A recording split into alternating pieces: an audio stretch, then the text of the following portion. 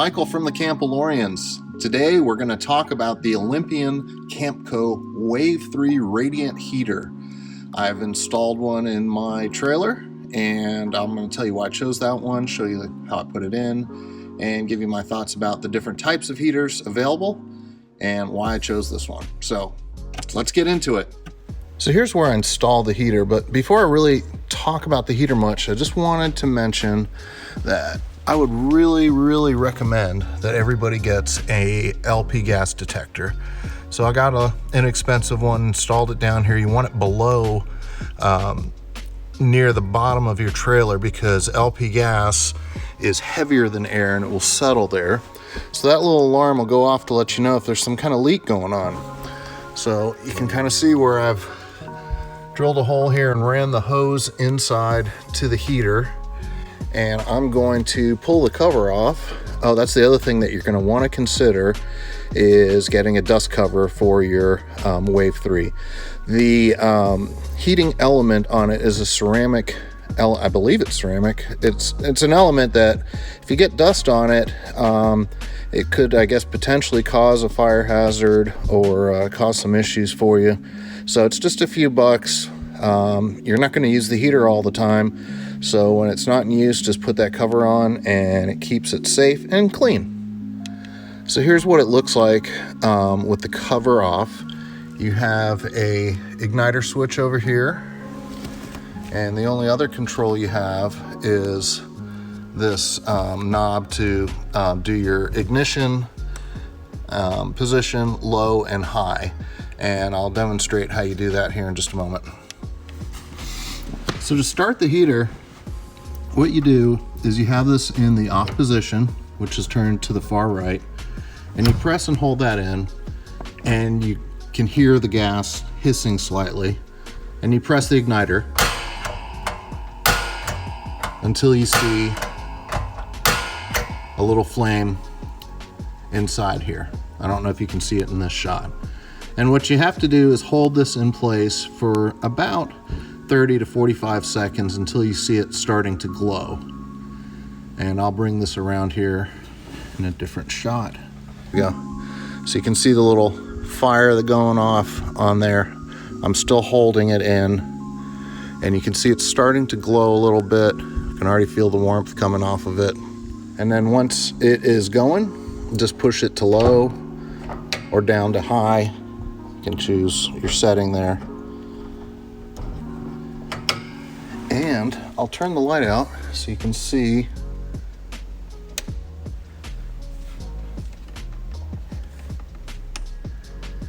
Ooh. It's still gonna continue to spread across that element in there until the whole thing is ignited. And I can already feel the heat coming off of this. These things work great. It's a radiant heater, so there's no fan, there's no electricity, and that's one of the big reasons why I chose this. So I began my install by drilling a hole through the wall between where the battery box area is and the interior of the trailer.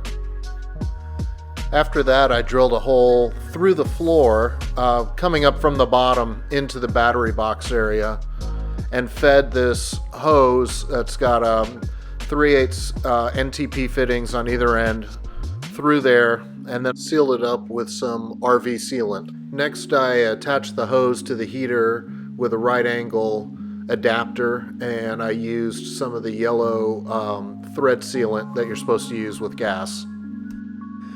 Back underneath the trailer, I used a Y-splitter that I actually needed to get a female-to-female adapter to work. And I simply unscrewed the hose that went to my stove and replaced it with the Y-splitter and split it off, one end going to the stove and the other end going to my heater. So when I was considering heaters for my trailer, I thought either a diesel heater or maybe using a little buddy heater, which I actually have both of those. I used to use the diesel heater in a rooftop tent. And I've seen some installations where people have put the diesel heaters in the Pursues, and it's pretty cool where you put it into the battery box area and vent it in. And the big pro with a diesel heater is that it makes a huge amount of heat. It's dry heat, and you don't really have to make considerations for oxygen like you do with the propane burning style. But it does require electricity, 12 volts to power the fan, and it does take a little bit of a load when it first starts up with the glow plug. The second thing is that it does require maintenance, and it does require a different type of fuel, which you're not already carrying. It's not gasoline or propane, it's diesel.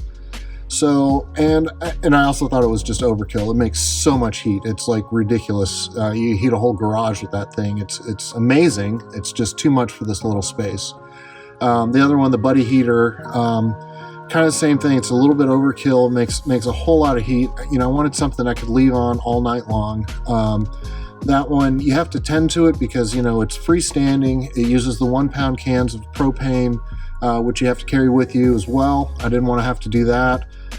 It requires venting, which the Camco does as well, but it just wasn't the right fit, and I thought the Camco was. I like that it's permanently fixed in the trailer. I can just turn it on whenever I need it. It's always there. I always have a fuel source for it. I don't have to hook anything up, and it doesn't use any electricity.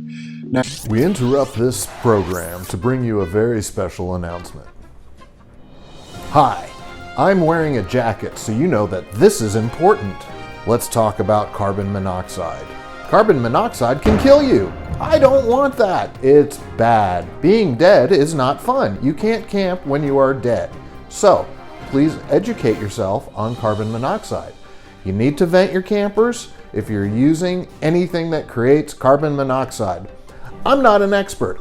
Don't take my advice. Go do your research, understand the risk, and take the proper precautions. Thank you, and have a great day. Now, be aware you do need to do some venting because it does consume oxygen. So I typically run my max air fan on 10% blowing air in, and I set it on low. And when I went camping up at Nathan's farm during the snowstorm we had, it was